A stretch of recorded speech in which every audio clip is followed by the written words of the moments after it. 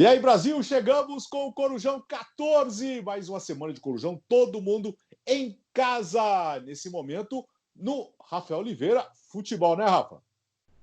É isso. Mais uma vez, um abraço para todo mundo. Mais uma vez, aquele convite tradicional para a galera se inscrever, curtir os 4 canais, se inscrever nos 4 canais, ativar o sininho da notificação e comentar. Comentários são sempre importantes também.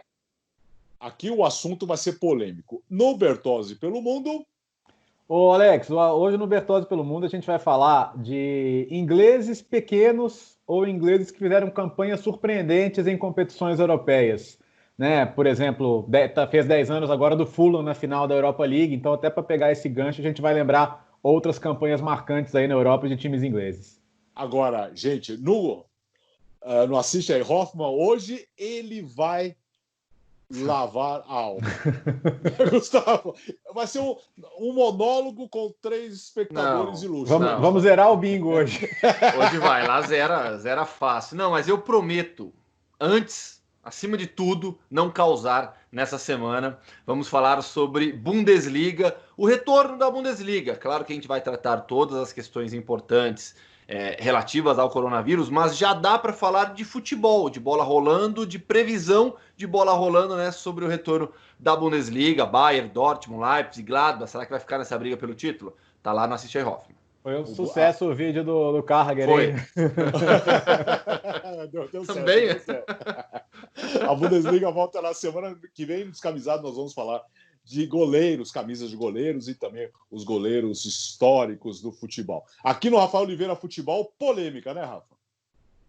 Pois é, né? A gente teve aí no fim da semana passada a FIFA confirmando uma ideia que já circulava, né? Mas pelo menos por enquanto de forma provisória. Então, por enquanto, é uma mudança que vale até o fim do ano. Mas, olha, e aí já começa a levantar a bola aqui. Eu acho que essa é uma mudança que pode não ter volta. E a gente está falando da ampliação do número de substituições. É claro que tem a ver com a questão do combate, da retomada do futebol, sabendo que a gente não vai viver um período de normalidade nessa volta do futebol, a FIFA amplia para 5 substituições, sempre importante, não aumentando o número de paradas, então mantendo o limite de 3 pausas, né, por equipe, para fazer essas 5 mexidas. Mas o grande ponto aí é: quais são as consequências de você ampliar para 5 substituições? Porque esse é um tema que eu acho fascinante, porque ele ao mesmo tempo parece a coisa mais boba e simples do mundo, mas ele consegue englobar tudo, porque ele engloba um aumento, né? Você torna mais nítida a diferença de qualidade de elenco, a necessidade de você usar o banco, consequentemente a disparidade técnica que tem a ver com a disparidade financeira entre os clubes, e ele também mexe com a dinâmica do jogo. E se a gente olha para trás, eu até escrevi sobre isso no UOL semana passada, se a gente olha para trás, a gente vê que cada substituição que foi entrando na regra do futebol acelerou muito a transformação do jogo, pela questão física, que acaba impulsionando as adaptações técnicas e táticas. Então, acho que é um assunto muito rico, deixo aberto aí para todo mundo. Vai lá, Bertozzi. Vamos lá. O que me deixa reticente é essa questão que o Rafa levantou da disparidade dos elencos. Então, cada vez mais você vai ter os times mais ricos com condição de ter um super banco. Claro que você nunca vai ter 11 titulares reservas do mesmo nível, mas você vai conseguir ter reservas, você vai conseguir ter 5 bons reservas para entrarem no jogo e manter a intensidade do time. Então você vai conseguir fazer com que um time jogue marcando a pressão até não poder mais. E se você precisar trocar 3, 4 de uma vez depois, você pode. Pessoal, pôs a língua de fora aí, troca e vamos manter a intensidade. Então, para esse aspecto do jogo, e é um jogo cada vez mais físico, de jogadores que correm 13, 14 quilômetros no jogo, pode ser interessante sim. Agora, eu tenho esse receio num futebol que já é hoje muito desnivelado para um hall pequeno de clubes, dele ficar ainda mais. O que eu gosto? Aumenta a chance de um bom técnico incidir no jogo, né? Então, você tendo 5 trocas, esse cara pode revolucionar o time taticamente com 2, 3 mudanças e fazer a diferença no jogo. Isso é bom, né? Isso é positivo. O que eu acho positivo também? Se você tem, vamos supor, hoje quem perde 2 jogadores por lesão, tá lascado, não consegue mais. Você perdeu 2 jogadores no primeiro tempo. Eu não consigo mais incidir no jogo taticamente, né? Eu vou ter uma troca, eu não vou queimar essa troca cedo porque eu não posso ficar sem trocas. Então, se você perde 1, 2 jogadores machucados, hoje já é muito difícil para você fazer a diferença do banco de reservas como técnico. Nesse aspecto eu vejo positivo. Então, consigo ver questões técnicas muito boas, mas eu fico com essa pulga atrás da orelha do aumento do abismo a favor dos times ricos, que já tem muita coisa a seu favor hoje na questão financeira. Então, é só o meu receio. Eu acho que nos outros aspectos do jogo que o Rafa levantou, eu acho ótimo, mas eu fico muito com o pé atrás em função disso. Eu vou trazer um contraponto, então. Eu entendo a preocupação de vocês dois, mas olha só. O receio é aumentar o abismo, porque clubes muito fortes financeiramente terão no banco ainda mais opções para serem utilizadas, já que o técnico poderia fazer 5 alterações em 3 pausas. Porém, pensando do lado mais fraco do jogo, tá? Então vamos lá. Um time que é muito inferior tecnicamente e que já se prepararia para o jogo com uma estratégia defensiva. Vai lá no seu 4-4-2, bem fechadinho, compacto defensivamente, jogando por uma bola, um contra-ataque ou uma jogada de bola parada. O que acontece muitas vezes? Quais são os roteiros comuns para esses jogos? O time melhor tecnicamente sofre e consegue um gol no finalzinho do jogo, vence por 1-0. O oposto, o time mais fraco tecnicamente marca, e em algum lance ocasional ali no primeiro tempo, ou no início do segundo tempo, acha um gol e fica se segurando. Eu acho que o time mais fraco tecnicamente vai ter a chance de se reforçar durante o jogo dentro da sua estratégia. Por quê? O que acontece várias vezes? O desgaste físico desses atletas, que tem que marcar forte a pressão do time adversário. Então, pegando esse mesmo raciocínio de vocês, eu consigo utilizar a favor do time mais fraco tecnicamente. Aquela equipe que está desgastada aos 30 minutos do segundo tempo, já tinha feito 2 alterações, aí lá no final consegue fazer mais 2, consegue colocar laterais ou meio-campistas ou atacantes de velocidade descansados para tentar contra-atacar, para tentar ganhar o jogo, para reforçar a marcação. Então eu entendo essa preocupação, mas eu acho que há esse contraponto. O lado do time mais fraco tecnicamente que vai se revigorar fisicamente durante um jogo de futebol, e aí pensando bem objetivamente, numa reta final, nos últimos 15, 10 minutos, sabe, um atacante descansado para contra-atacar, mais zagueiros ou mais laterais descansados também.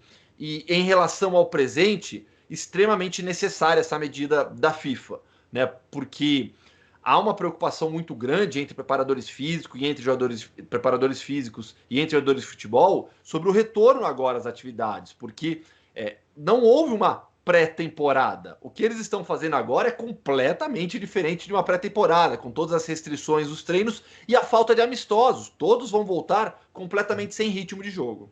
Agora, só pegando esse gancho do Gustavo, falando de times pequenos, o jogo tá 0-0 fora de casa. Sei lá, City e... O que pode ser hoje? City Norwich. City Norwich, 0-0. Aí o cara vai lá, 30 minutos do segundo tempo, vai lá e estaciona de vez o busão. Isso é bom pro futebol, Rafa? Eu acho que são desafios. Eu acho que faz parte do desafio do jogo. Eu acho que as substituições vão permitir que os dois lados se fortaleçam. Na verdade, o que ela vai fazer é modificar o jogo. Por isso que eu acho que o ponto tem uma questão. Eu acho que os dois lados estão. Eu acho que uma coisa nem anula a outra, não. Eu acho que o ponto aí que mais me gera curiosidade é exatamente como os jogadores vão se adaptar a essa necessidade de um jogo de cada vez mais atleta. Porque, como o Léo falou, você tem jogadores percorrendo longas distâncias dentro dos 90 minutos. Se você pode trocar meio time, porque com 5 substituições, agora você já pode trocar meio time, é muita coisa.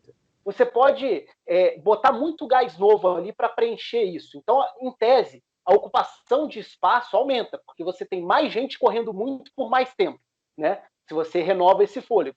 Eu acho que isso tende a impactar os dois lados da moeda. Tanto, talvez num primeiro momento, até reforçando a capacidade defensiva, porque você vai ter mais gente para preencher espaço se defendendo, com fôlego novo. Mas isso também vai obrigar uma adaptação que é natural. O futebol ele é meio cíclico nesse sentido, né? Porque você tem sempre esse contraponto entre ataque e defesa, físico, técnico e tático, e um vai puxando o outro. Talvez, no primeiro momento, a mudança mais radical seja para impulsionar o físico. E com o físico, talvez isso privilegie a marcação. Aos poucos, aí é que está a minha grande curiosidade. Essa adaptação, ela vai se dar de que forma? Porque se você tem 5 substituições, você até pode pensar, aquele cara mais paradão e técnico, de repente ele pode entrar e jogar em poucos minutos, não vai ser um problema você se planejar para contar com aquele cara por períodos mais curtos, porque agora você tem 5 mexidas. Ao mesmo tempo, se o jogo for tão implacável do ponto de vista físico, será que os principais craques não vão ter que ser ainda mais atletas? Então eu acho que essa é a grande questão, pensando na evolução física, técnica e tática do jogo. Eu não acho que vá ter uma resposta definitiva do tipo, vai melhorar a defesa, vai melhorar o ataque. Eu acho que uma coisa vai puxando a outra. Só que eu acho sim importante, sem anular o que o Hoffman falou, eu acho sim importante a questão do banco. Porque eu tenho uma lembrança da década passada, até ali por volta, não sei em que ano foi, deve ter sido lá para 2009, por aí. A Premier League tinha, historicamente, 5 caras no banco só. Uhum. E quando surgiu a ideia de aumentar para 7, causou a maior chiadeira. Porque os clubes falam, pô, mas você aumentar 2 caras no banco vai privilegiar tanto quem tem mais dinheiro para colocar 7 no banco. Aí hoje a gente já vê 11, 12 no banco. Agora a gente vai ver 5 entrando. Então eu acho que isso tem sim uma interferência importante, porque você passa a precisar contar. O elenco grande, ele passa a ser menos fundamental só para os casos de campeonatos de regularidade e passa a ter uma interferência mais direta no imediato, no jogo. Então eu acho que pesa também o aspecto financeiro. Lembrando que na Inglaterra, né? Lembrando que na Inglaterra aumentou para 5 em 96. A gente teve época de 3 reservas, né? E eu não sei se a gente já pode colocar as citações da CM no nosso bingo. Né? Não sei se vocês estão a favor. Acho que vale. Mas para quem jogava CM na liga inglesa, era um drama, né? Era um drama, porque você tinha os 5 reservas. Aí você ia para uma outra liga, você podia usar o 7 no banco. Às vezes você não queria nem treinar na Inglaterra para não ter que trabalhar só com os 5 reservas, né? Mas é isso, acho que acaba sendo uma consequência dessa última expansão do banco para 12 também, né? Porque no final das contas pode parecer desproporcional você levar 12 para o banco e só poder usar 3, né? Então você acaba. Enfim, eu acho que a gente vai ter que ver bem como é que vai funcionar, vai ter que entender bem como é que vai funcionar o jogo, se esse benefício para os grandes de fato vai se concretizar. Eu não sou contra nenhum teste, né? A não ser aqueles bizarros, tipo, todo mundo sabe que não vai funcionar, tipo lateral com o pé, assim, que até isso já testaram. Mas em relação a isso, acho que vai ser um teste, não com propósito de teste, mas vai acabar sendo teste. E eu gosto dessa mudança, porque eu entendo que o jogo está em constante mudança, como o Rafa já citou, né? Há momentos importantes na história do futebol em que a modalidade mudou radicalmente, né? Seja por aumento de número seja pela entrada de substituição, né? No início não havia substituição no futebol, seja pela implementação de cartão, seja pela mudança tática conceitual de jogo, de uma nova estratégia, seja pela preparação física que começou a fazer diferença no futebol, principalmente com a Hungria dos anos 50. Então, temos realmente momentos marcantes na história do jogo que ajudam a entender a evolução do futebol. Hoje, a gente vive esse momento de evolução, acima de tudo, física. O futebol está muito físico. Vocês que já me conhecem há mais tempo, sabem há quanto tempo eu falo das similaridades que eu vejo a cada dia do basquete e do futebol. E esse tema até voltou a ganhar força nessa semana, porque o PVC publicou uma coluna lembrando de frases do Cláudio Mortari em relação a isso. E assim, eu insisto nessa minha ideia de que o futebol cada vez mais parece o basquete, no preenchimento dos espaços, nas funções dos jogadores, na capacidade ofensiva e defensiva do atleta, na exigência física, na participação o tempo todo no jogo. No basquete, se você está em quadra, você participa o tempo todo do jogo, não há momento de descanso. Isso não existe no basquete. No futebol, até pouco tempo atrás, e na verdade em alguns times isso ainda existe, tem jogador que na fase defensiva bota a mão na cintura e fica lá na frente esperando. Não dá mais. Por isso que eu acho que, claro que são modalidades diferentes, o tamanho do campo acho que faz toda a diferença, né, acima de tudo, mas eu consigo cada vez mais traçar similaridades entre o basquete e o futebol nessa evolução do jogo. Só deixa eu jogar uma para você. Peraí, só falta então fazer alteração o tempo todo, né? Era pronto. Tirou a palavra da minha boca. Para ficar igualzinho. Tinha gente defendendo isso, né? Aí você ia ter batedor de falta que ia estar jogando bola até hoje. Aí eu discordo. Aí eu acho que assim, você tem que respeitar também a estrutura do jogo. Eu entendo que o aumento de 3 substituições para 5 não promove uma ruptura no jogo. promove uma nuance a mais, um desafio a mais, uma estratégia a mais. Definir substituições o tempo todo, você pode fazer mudança o tempo todo, aí eu acho que você quebra com uma estrutura importante do futebol. Só uma... Diga, Rafa. Não, eu também acho que a base do jogo ainda tem a ver com você determinar um time titular e fazer alterações pontuais dentro do jogo, mesmo que somente. Eu até acho, eu falei que pode ser um caminho sem volta, eu acho que é provável que a gente veja um primeiro degrau, mudando para 4, talvez depois do fim do ano, e não diretamente para 5. Acho que pode ter um meio termo dentro disso aí, mas eu não descarto. É curioso, eu tenho visto um monte de jogo antigo nesse período agora. A Copa de 94, que foi uma Copa de muito calor, que era o condicionamento físico era um ponto fundamental para os jogos, foi uma Copa que não é tão distante assim, então é diferente a gente falar lá da origem do jogo. A Copa de 94 tinha 2 substituições e a novidade era uma eventual terceira para goleiro. Então nem 3 substituições podiam ser feitas. O Léo citou a questão dos 5 reservas na Premier League. Durante aquele período, não só no CM, que eu fazia muito isso, mas teve time fazendo isso também, algumas vezes, de não levar goleiro para o banco de reserva. Corre esse risco para ter um cara a mais à disposição. Então o jogo vai mudando e às vezes essas pequenas mudanças, entre aspas, são muito significativas. O que é mais legal, né, Léo, do jogo que vai mudar muito, pegar mais um exemplo qualquer. Um time teve um jogador expulso. Então, logo de cara, para recompor ali, o técnico queima a substituição. Então, esse jogo vai mudar muito o tempo todo do time que está sendo prejudicado, ou que tem um jogador a menos, e um time que está com um jogador a mais e vai correr atrás da vitória. O jogo vai mudar o tempo todo, né? Muitas vezes, hoje, se você perde um jogador e você tem um outro que pode ser improvisado ali, o técnico faz isso para não queimar uma alteração, né? Você fala, de repente eu tenho um zagueiro expulso, mas o meu volante pode jogar de zagueiro. Então, para não queimar uma alteração rápido, eu vou simplesmente recuar esse cara. É possível. Isso aí que o Rafa citou, Rafa, não sei se você vai lembrar em que ano que foi, mas teve aquele ano que o Jagielka foi pro gol do Sheffield United porque o Neil Warnock não levou goleiro, né? Eu não lembro que ano que foi. Eu acho que foi 2007, que foi o ano que o Jagielka se destacou, até depois ele foi pro Everton, acho que foi 2007. Isso acontecia, né? O cara não levava goleiro. Acho que como a chance de trocar goleiro normalmente é pequena, né? Tinha cara que não levava. Hoje é uma coisa impossível de imaginar, mas acontecia. E só lembrando que tem um ponto que a gente não pode deixar passar batido, que assim, hoje em dia no futebol já há a substituição extra para a prorrogação. Né? Então, assim, claro. Vai continuar tendo, né, Gustavo? Exato, vai. A substituição extra para a prorrogação seguirá existindo nas competições de mata-mata, etc. Mas assim, a gente está debatendo esse aumento de substituições. Já houve essa mudança que não causou nenhuma irritação maior no futebol, porque essa exigência física para mais 30 minutos de jogo, todo mundo sabe que já é algo enorme. Então, talvez o meio termo até já seja essa substituição extra, né? E vamos ver qual será o próximo passo. Só para finalizar, vai acabar aquela graça, né, de alguém da linha ir pro gol desse jeito com 5 alterações. Não, é verdade. Sim. Puxa, isso me chateia um pouco, porque eu acho uma das Pronto, coisas mais legais do ruim. Futebol. Eu acho o jogador de linha no gol uma das coisas mais legais do futebol e realmente vai praticamente acabar, né? O Alex conseguiu achar o calcanhar de Aquiles dessa regra. Pois é. Na que pede que pinte aquele técnico pistola já, o time tá péssimo no jogo, ele volta com 5 mudanças.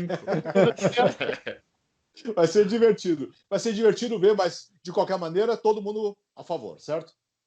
Sim. Vai ser legal, nós vamos ver muito a partir de agora essa novidade, até o final do ano. E aí no final do ano a FIFA vai ver, até consultando com os campeonatos, e acho que com base no que ela observar, se isso pode ser prolongado para as competições que vão terminar no que vem, né? Porque, por enquanto, é para as competições que terminarem em 2020. Tem tantas histórias. Oi. E tem outro ponto, agora que eu lembrei, né, que mesmo nesse cenário de caos mundial, né, há briga política, porque a Conmebol reclamou. A Conmebol reclamou porque a FIFA não informou a Confederação Sul-Americana sobre essa mudança, então vai analisar. Na prática, bobagem, né? Briga política. Claro, não é obrigatório. Não é que a FIFA falou, Conmebol, a partir de amanhã você é obrigado a ter 5 alterações. Assim, gente, se você quiser te ajudar, você pode, mas não é obrigado, né? Pelo amor de Deus. Tem tantas histórias legais. Nós vamos lembrar um dia de goleiros que entraram, ou de jogadores que foram pra linha. Bom tema, hein? Bom tema que tem. Me veio logo o Gaúcho. Ah, o Gaúcho cara. é histórico. Essa é histórica, não tem jeito. Bom, Caio ficamos por Walker aqui no- recentemente. Caio Walker, é verdade. Foi o Kyle Walker é o único goleiro que não tomou gol da Atalanta na Champions League. É o Rafael Oliveira Futebol, certo, Rafa? É isso. Curtam, compartilhem, se inscrevam. E só quem está no canal do Rafa, destacar a volta do Wolverine, né? Tá semana sim, semana não. A paciência do Rafa em cuidar do visual. É isso, sempre trazendo novidades. Então, semana que vem, então tem que estar com a carinha limpa de novo. É o Rafael Oliveira Futebol, você curte o Rafael aqui no YouTube, no Rafael Oliveira Futebol, tem o Bertozzi pelo mundo, tem o Assiste aí, Hoffman e também o Descamisados.